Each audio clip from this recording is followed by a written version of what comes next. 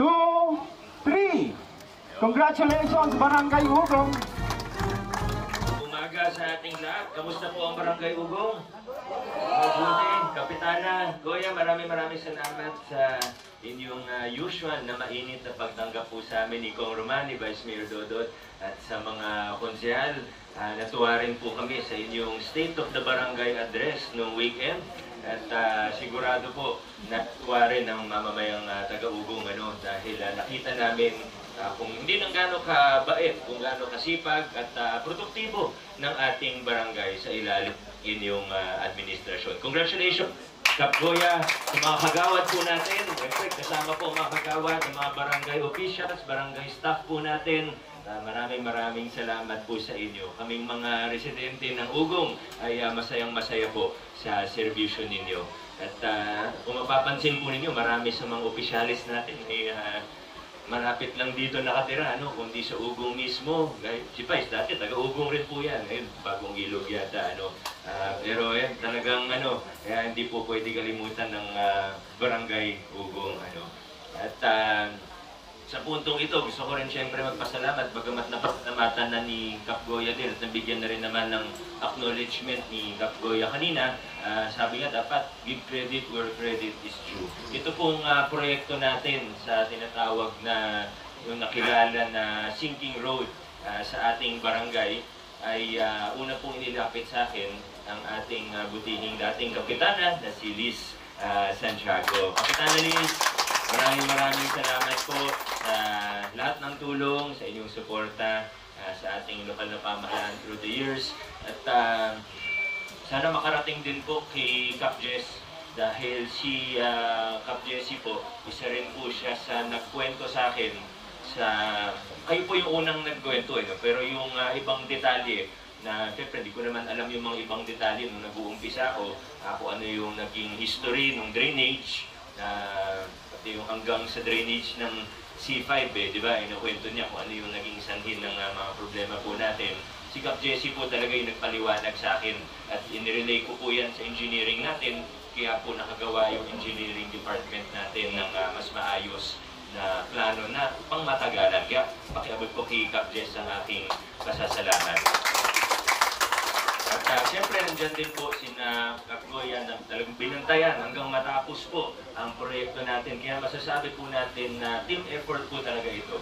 Kasama rin naman natin ng mga kawani ng lokal na pamahalaan. Gaya po nang nabanggit kanina ni Kap, ni Kong, ay sa totoo, ilang beses na rin nagkaroon ng mga road repairs po dito. Ilang beses na pabago-bago yung ginagawa, pati yung plano. Maging nung nagsimula po kami noong 2019, nakita nga na may problema na, naabutan lang din tayo ng pandemya.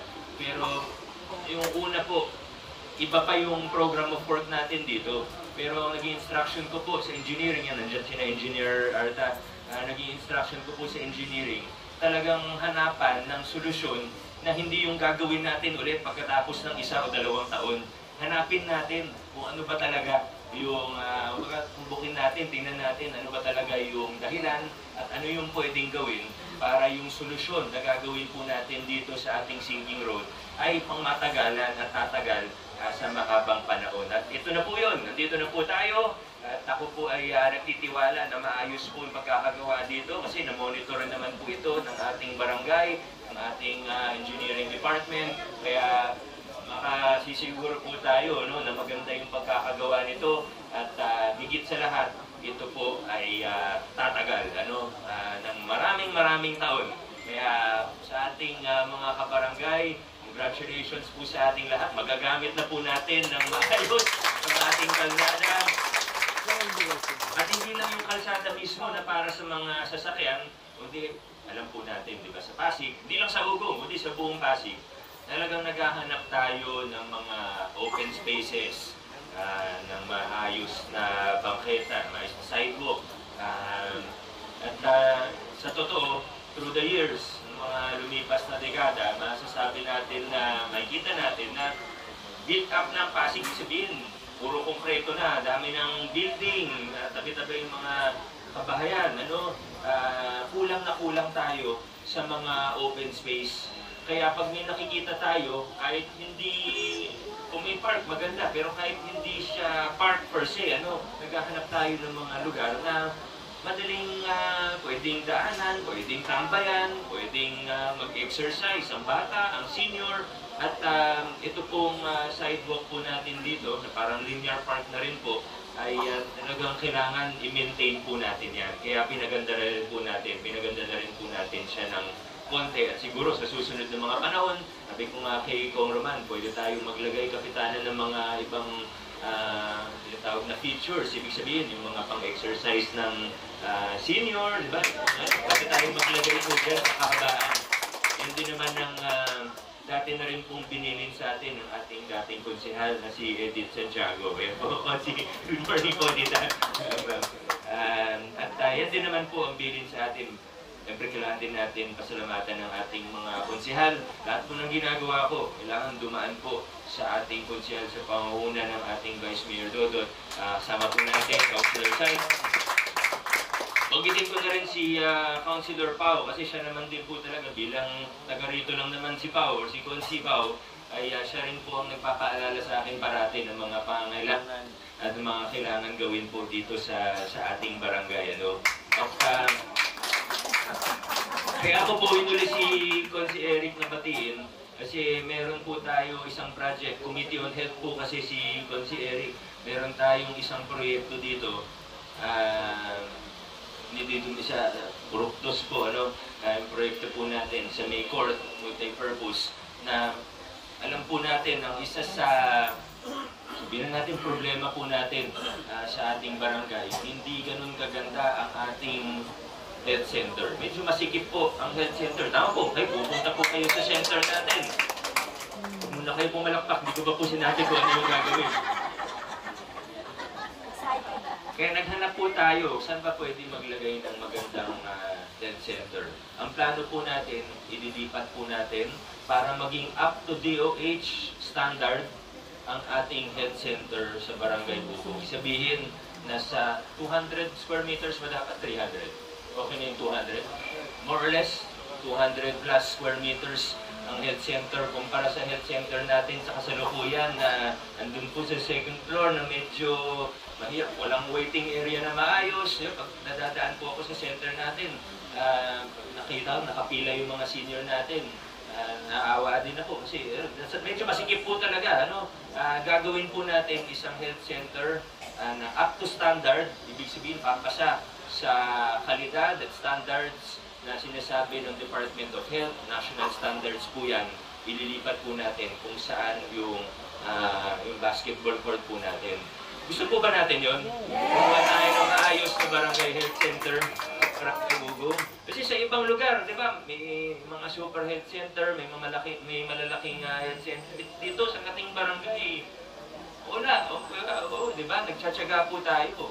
Kailangan gandahan din po natin. At hindi lang po health center, yung mapagawa, syempre, kailangan may laruan pa rin ng mga, may lalaruan pa rin ng mga kabataan natin. May pwesto pa rin dapat para sa Zumba ng mga senior natin.